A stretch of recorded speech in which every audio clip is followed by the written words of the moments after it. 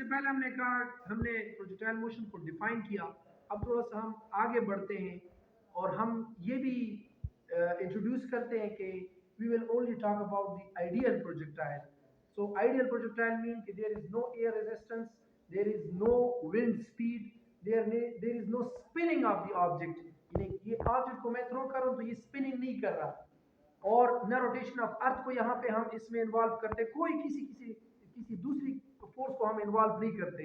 हम सिर्फ और सिर्फ एक्सेलरेशन ड्यू टू ग्रेविटी को यहाँ पे इन्वॉल्व करते हैं कि ये इसके अंडर काम कर रहा है।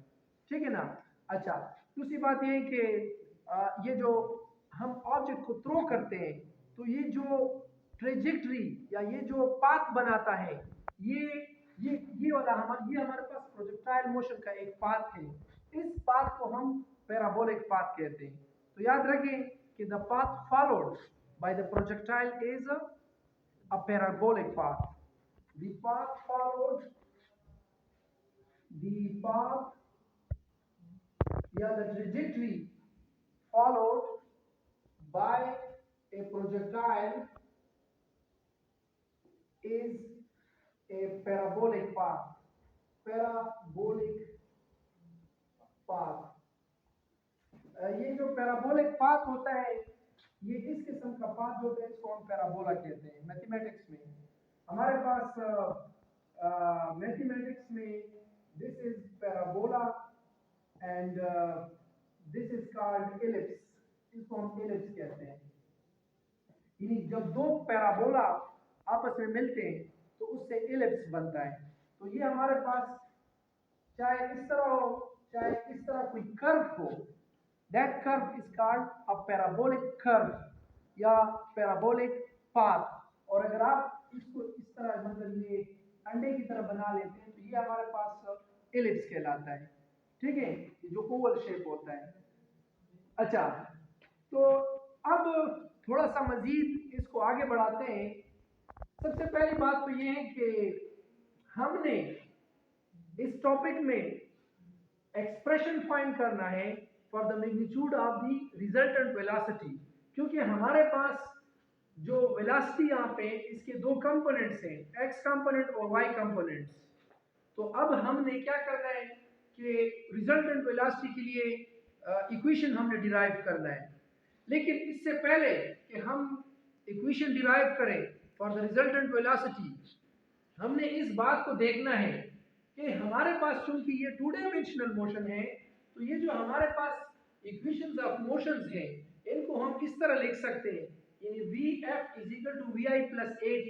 तो आप इसको दो डायमेंशन में अगर लिखेंगे, फॉर एग्जांपल अगर पहला वाला मैं x कंपोनेंट के फॉर्म में लिखता हूं तो Vfx is equal to Vix plus AXT, दूसरा Vfy is equal to Viy plus AYT। Similarly second equation को भी आप इस तरह लिख सकते हैं कि ये हमारे पास अलोंग एक्स एक्सिस है या हॉरिजॉन्टल डायरेक्शन में सेकंड इक्वेशन ऑफ मोशन, और ये हमारे पास सेकंड इक्वेशन ऑफ मोशन है along the vertical axis. Similarly जो थर्ड इक्वेशन ऑफ मोशन है उसको हम दो डायमेंशन में लिख सकते हैं, यानी 2a, यहाँ पे x लिख दो, s की बजाय x, Vfx² माइनस Vix², और इसी तरह 2ay into y is equal to Vf² Vfy² minus Viy²। तो ये आपने दोनों डायमेंशन में लिख दिया। तीसरी बात ये है कि हमारे पास चूंकि हमने कहा है कि इस प्रोजेक्टाइल मोशन पे सिर्फ ग्रेविटी अमल करती है, तो जो एक्सेलरेशन है इसमें हमारे पास एक्सेलरेशन का जो हॉरिजॉन्टल कंपोनेंट है, एक्स कंपोनेंट ऑफ एक्सेलरेशन, वो जीरो होता है, क्योंकि हॉरिजॉन्टली वेलोसिटी में कोई फर्क नहीं आता, वेलोसिटी में कोई चेंज नहीं आता। जब आप किसी ऑब्जेक्ट को इस तरह थ्रो करते हैं तो उसकी जो हॉरिजॉन्टल वेलोसिटी होती है वो रिमेन्स कांस्टेंट होती है। तो जब हॉरिजॉन्टल वेलोसिटी में कोई फर्क नहीं आता तो फिर एक्सेलरेशन उसका क्या होगा, जीरो होगा। यानी ax, the acceleration in the horizontal direction will be equal to zero, because acceleration means change in velocity. If there is no change in velocity along the x-axis, तो फिर आपके पास जो acceleration होगा वो zero होगा, ax will be equal to zero. Similarly, ay is equal to minus g. चूंकि vertical component of velocity में change आता है, तो वो जो इक्वल चेंज इन वेलोसिटी आता है उससे एक यूनिफॉर्म एक्सेलरेशन प्रोड्यूस होता है, और वो एक्सेलरेशन हमारे पास किस चीज के बराबर है? 9.8 मीटर पर सेकंड 9.8 मीटर पर सेकंड स्क्वायर, यानी एक सेकंड में वेलोसिटी में जो चेंज आएगा वो 9.8 मीटर पर सेकंड के हिसाब से आएगा। और यहाँ पे हमने इसके साथ माइनस साइन लगाए, क्योंकि हमेशा जो ऑब्जेक्ट होता है जमीन उसको अपनी तरफ खींचता है तो वो along the negative Y axis होता है, इसलिए हम इसके साथ माइनस जी लगाते हैं। चाहे आप किसी बॉडी को ऊपर फेंकते हैं या बॉडी ऊपर से नीचे की तरफ आती है, दोनों केसेस में at every situation acceleration due to gravity is always acting downward. Acceleration due to gravity is always acting downward. Look at this figure. ठीक है ना? तो हमारे पास याद रखें कि ax is equal to 0 और ay बराबर होता है माइनस जी के। दूसरी बात ये है कि जब हम ये पैराबोलिक पाथ ड्रा कर लेते हैं तो हम फॉर एग्जांपल यहाँ से स्टार्ट लेते हैं और ये हमने उसको इनिशियल वेलोसिटी दी है उस ऑब्जेक्ट को, ये उसकी इनिशियल वेलोसिटी है, तो हम फिर इस इनिशियल वेलोसिटी को रिजॉल्व करते हैं into its x and y component. तो ये इसका y कंपोनेंट है और ये इसका x कंपोनेंट है। अब फॉर एग्जांपल इस पॉइंट पे आप आ गए, ये पॉइंट A है, ये पॉइंट B है, ये C है, ये D है, सपोज ये E है और ये आपके पास F है। तो पॉइंट B पे आप देख लें, यहाँ पे पॉइंट A पे vertical component of velocity was maximum, यहाँ पे बहुत ज्यादा था, मैक्सिमम था, और x कंपोनेंट की जो भी वैल्यू है वो आपके पास ये है। लेकिन जब पॉइंट B पे आप आ गए तो आपके पास जो वर्टिकल कंपोनेंट ऑफ वेलोसिटी है वो थोड़ा सा कम हो गया। इसका मतलब कि वेलोसिटी में चेंज आ गया वर्टिकली, लेकिन जो x कंपोनेंट है वो वही होगा जो इससे पहले था।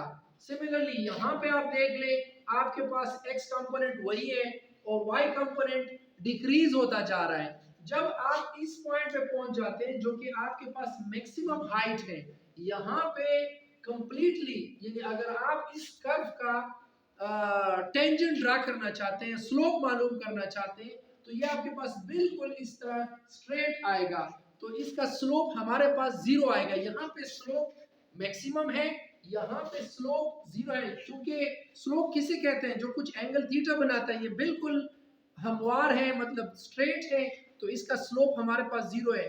इसका मतलब ये हुआ कि इस पॉइंट पे सिर्फ हमारे पास x कंपोनेंट ऑफ वेलोसिटी है, y कंपोनेंट ऑफ वेलोसिटी नहीं है, y कंपोनेंट ऑफ वेलोसिटी 0 है। तो इसका मतलब ये हुआ कि at the maximum height the vertical component of velocity will be equal to 0। यानी अगर मैं इसको फाइनल वेलोसिटी का नाम दे दूं तो vfy is equal to 0, vfx is equal to the same which was here। लेकिन उसके बाद अगेन आपकी जर्नी स्टार्ट हो जाती है डाउनवर्ड मोशन, तो अगेन आपके पास vertical component of velocity increase होता जाता है, लेकिन एक्स कंपोनेंट ऑफ वेलोसिटी फिर भी वही है, सेम है जो पहले था। और इस तरह जब आप नीचे आते हैं the vertical component of velocity is going to increase even, या यहाँ तक कि जब आप बिल्कुल जमीन को हिट करें उस वक्त the vertical component of velocity will be maximum again as it was here। तो इसका मतलब है कि यहाँ पे मिनिमम था, यहाँ पे मैक्सिमम हो गया, और यहाँ पर भी मैक्सिमम था, तो ये हमारे पास वेलोसिटी में चेंज आ रहा है। तो दैट्स व्हाई आपके पास एक्सेलरेशन प्रोड्यूस हो रहा है अलोंग द y एक्सिस, और throughout this journey the x component of velocity remains the same, that's why there is no acceleration along the x axis। ठीक है, अब फाइनली हम इस क्वेश्चन की तरफ आते हैं कि we have to find the expression for the magnitude of the resultant velocity। Stop कर दें।